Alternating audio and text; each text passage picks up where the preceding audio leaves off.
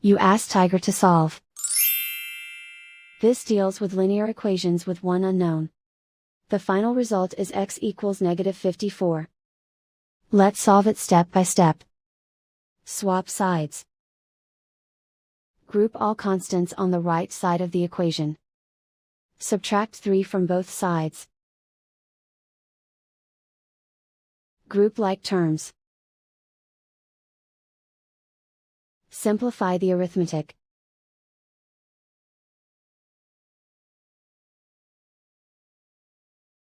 Isolate the x.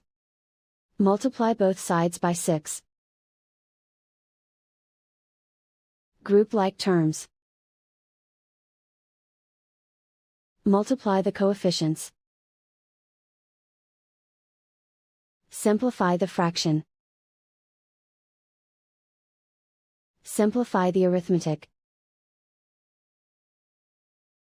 And so the final result is x equals -54.